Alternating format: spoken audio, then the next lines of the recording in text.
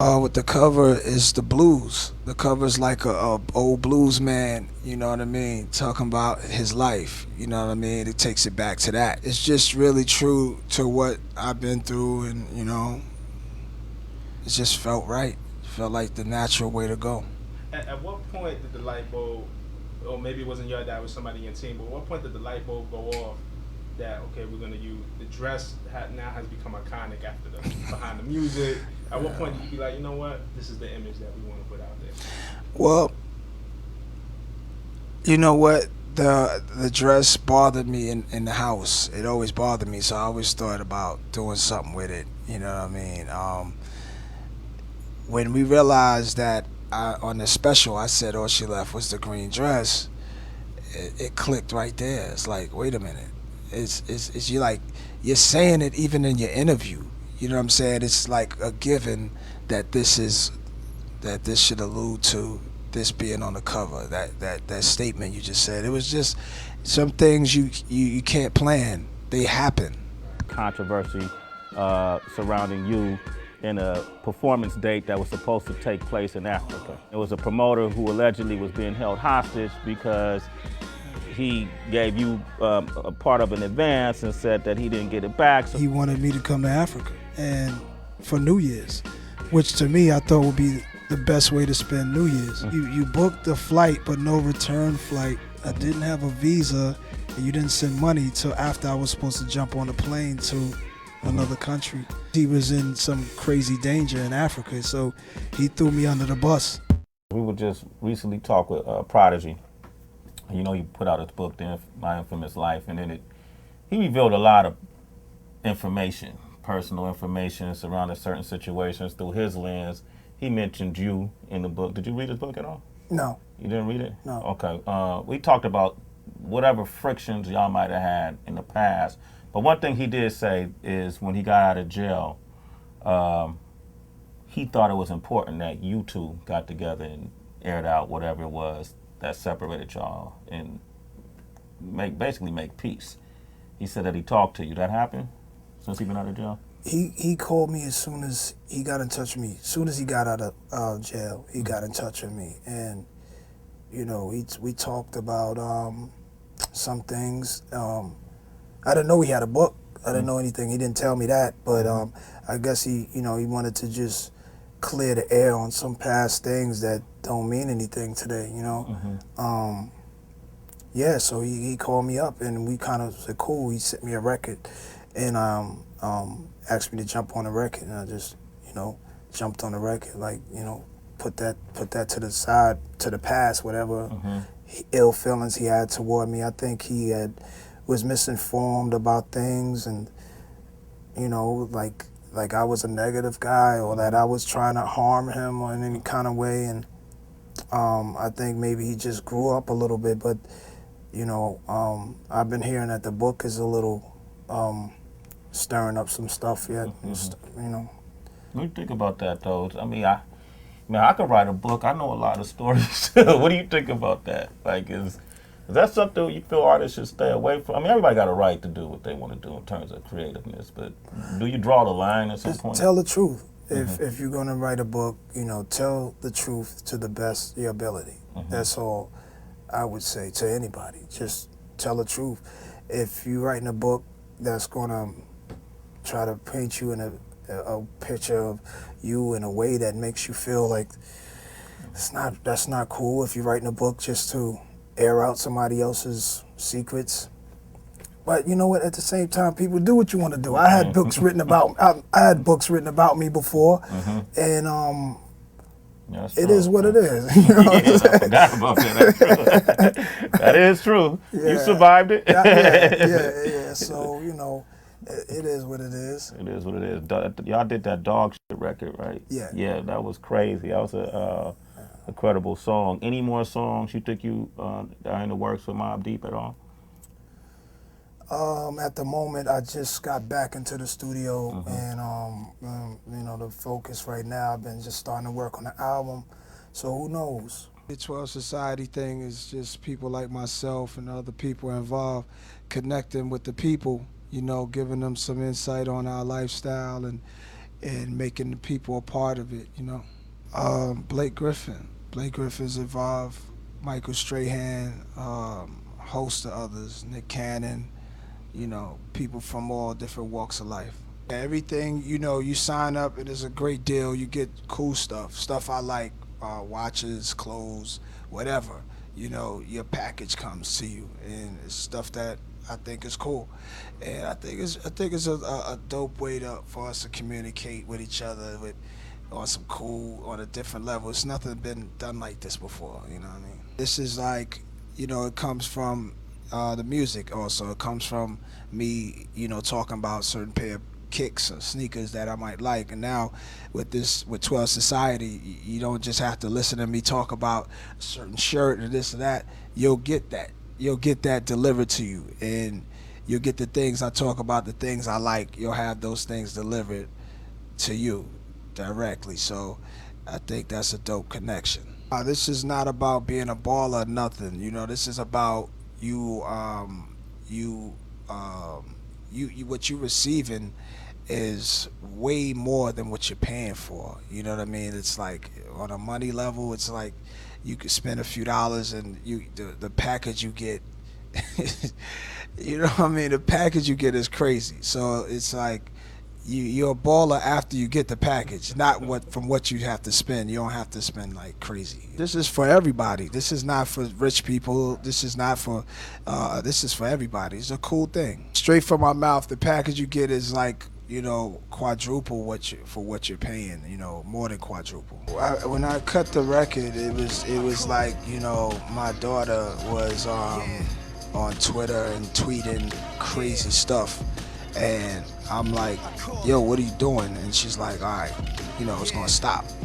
And I realized what she was doing was sort of like what rappers do. I looked at it like that. She's like creating this image on Twitter that's raunchy kind of style that was more for the internet world, but not realizing that, you know, people pick up this thing and put it on their websites, and they make a big deal out of this, and it's not really. I don't appreciate or I wouldn't approve of what she's writing on there, you know. So after asking her to take it down, it just continued and continued. So I think my record is really me being angry at her, angry at myself, and just really shouting out to fathers out there. So it's not really a record where it's like, you know, everybody, hi, this is the new dance. So this is, I get that. I understand people might not get it, you know, but it was just like, you know, this is how I express myself, and that's what we did. Have you been feeling the support? Do you think it's getting the support that it deserves? Yeah,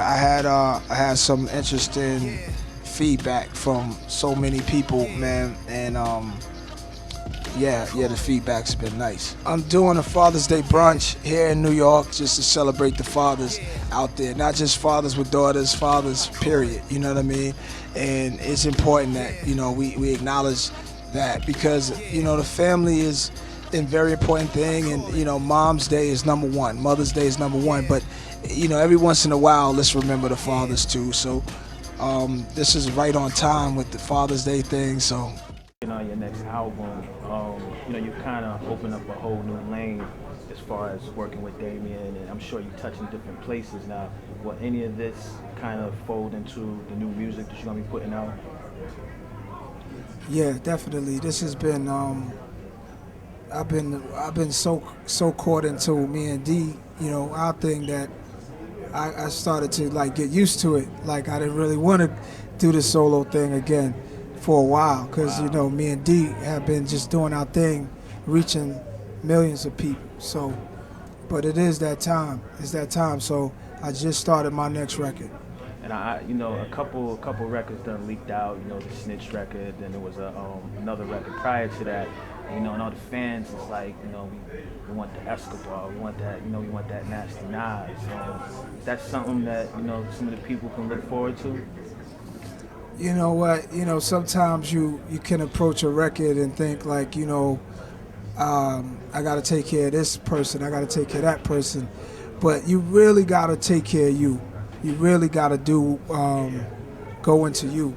And I look at Michael Jackson, and he was, you know, before he passed away, I can only imagine the pressure he had to redo the new moonwalk. What's the new moonwalk? And the reality of it is he was not really physically there to be doing dance moves like that. So as an artist, I would have loved to see him live and then see him come up with the next level of his thing, the next level of whatever the moonwalk of the future is, without even dancing, just using his creativity to give us something different. And it's all about evolving. So that's what I want to do, evolve. Can we expect a Nas album in 2011? Oh man, yeah, definitely. You're gonna definitely get ready to get this new music. Yeah. The Nasty video's coming, man. It's can't wait till it hits. It's perfect timing. It got pushed back because, I mean, I guess I got busy, but we shot it, so it's coming out for the people. Yeah. Decon directed it. Can you give us a taste of what it's gonna look like, what people are gonna see? You know, Nasty is what I would like the game to be right now in a lot of ways. Back to the realness, you know what I mean? So that's what Nasty was out there as the M80. I lit a M80 just to bring the game, you know what I mean? Help bring it. I ain't not by myself, but you know, I want to be one of the guys. So Nasty is one of the songs to come and bring the shit back to the real. We're going to take some Twitter questions right now. Nas is here. We can go in, Nas. You know that, man. I've known you a long time. We got a lot of stuff to talk about today. So yeah, I want to let the fans get in on this. At MTV Rap Fix. If you want to talk to Nas, don't forget Killer Mike is after Nas as well. Let's go to our first tweet. It says, this is from Boo. Who are the producers in the new Nas album? We want the Illmatic crew back. And who are some of the guest features? Damn, that's a lot of questions in one. You know, I wanted to work on a record where it's just not a lot of people and just sit with the people. So it's mostly No ID, Salaam, Remi, the interns. Those are the ones who basically gave me the music. You know, they knew what I wanted. They sat with me. And well, there's also Heavy D, rest in peace, who contributed to the Dawn record.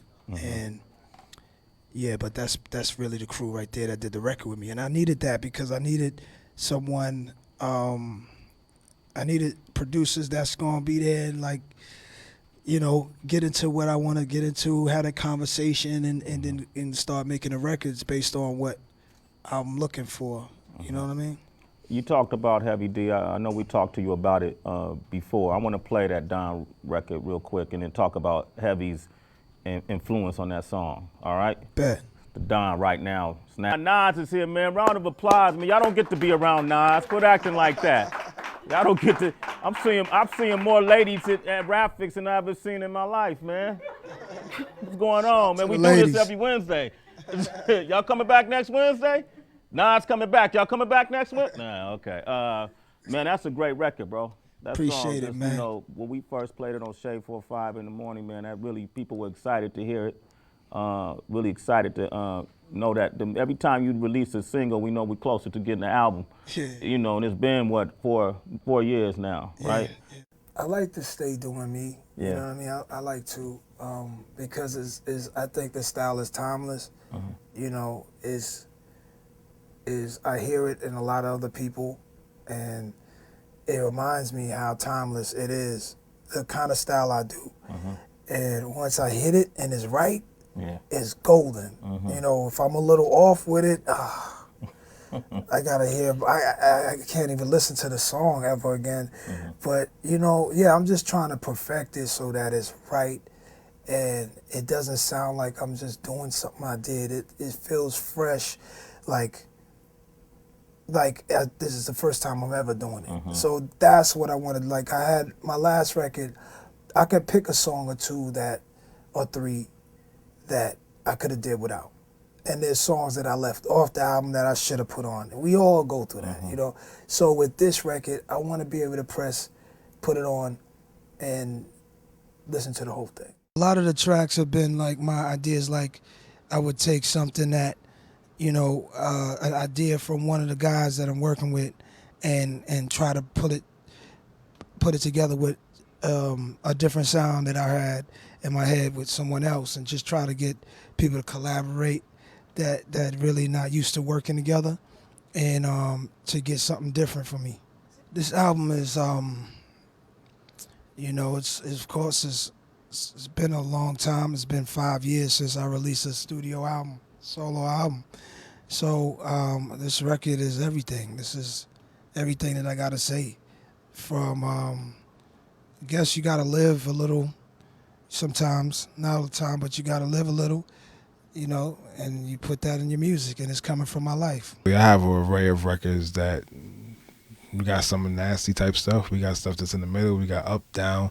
I have all types of stuff. It's just really, at the end of the day, to see what feels right for that package of 10 to 12 songs, because there's always way more songs. Nas's process is that he really records a lot and goes through different ideas and gets to that point.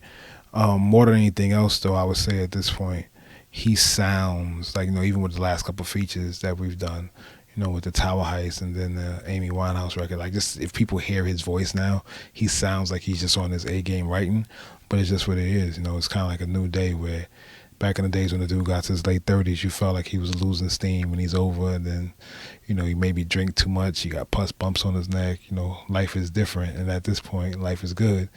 And dudes is looking younger now than they look when they were 25. You know what I'm saying? So he just is like in that rare form, shape with himself, you know what I'm saying? Where it's just like everything he's doing, oh yeah, I'm gonna do that.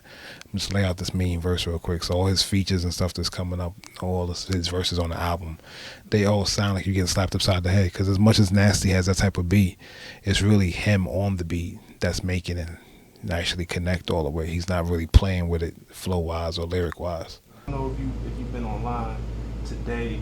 Something surfaced online. The video, obviously, you and Jason talked about the Summer Jam, what you plan to do. There was almost like a documentary that came out online. I don't know if you've seen it, about the making of this stunt. I just heard about that today. Like, how does that make you feel? If it's 10 years later, how does that surface, and how does that make you feel? Like, why does that surface 10 years later? I really don't want to even acknowledge it, man. It's like everybody's in a different place. You know what I'm saying? I don't even want to acknowledge it. I can't acknowledge that. You know what I'm saying? Jay's my man, and that's that. That's all I'm gonna say.